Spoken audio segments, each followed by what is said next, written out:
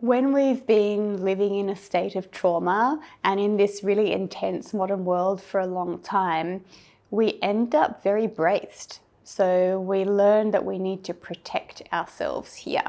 And the brace is a very somatic, felt experience. We often, with that physical brace, also become perhaps a little hard. We put on armors and masks to protect ourselves from other people.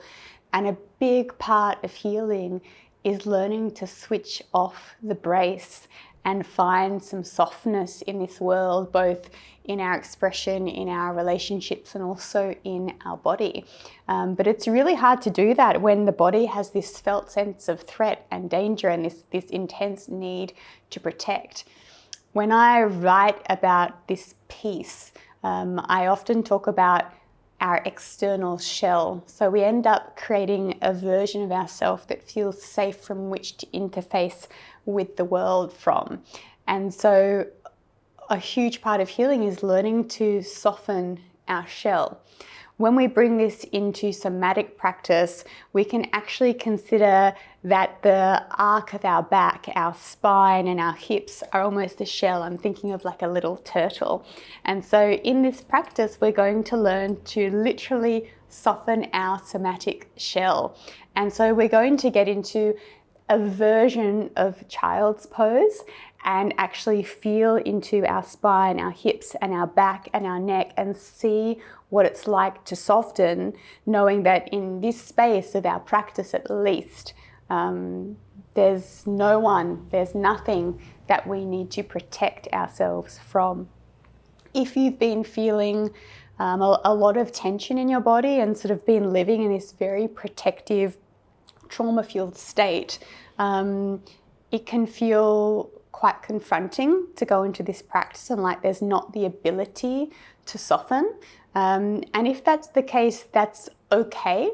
It may mean that you need to go back and revisit other practices and increase your sense of safety and peace and harmony first before you soften. So we can only begin to soften our shell when we truly feel safe enough to do so. So just get a gauge on, is this practice available for me at this time and to what level? When we are in the practice and in the sort of the pose where we're softening our shell, the affirmation is, it's safe to be soft here. I yield into the safety of my body on the ground in this place. So the ground is a support. The ground provides us somatic safety. So when we're in the pose, we can actually use the ground to help us to yield and to soften. So I'm going to get into the pose and show you the pose, and then I'm going to get out of the pose and kind of guide you gently through the practice. So you can come onto your hands and knees if that feels safe. And if you're familiar with child's pose or yoga, you can go into your child's pose. And if you're not, you can just find a version of pose that feels comfortable for you.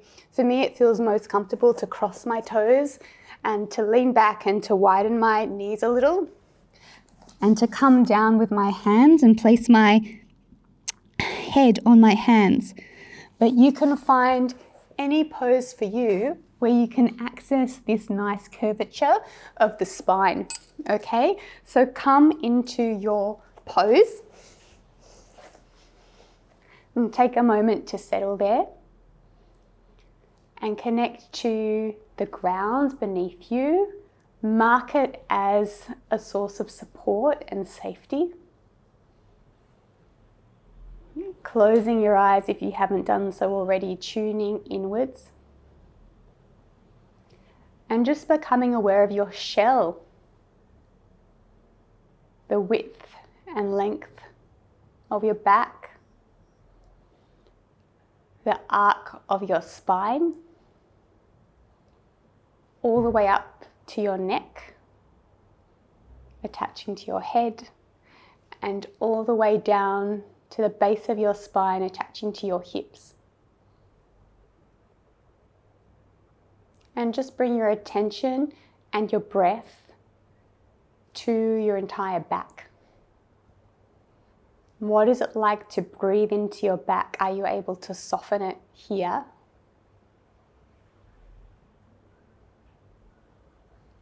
And breathing into your hips, are you able to soften and relax your hips just a little more than before?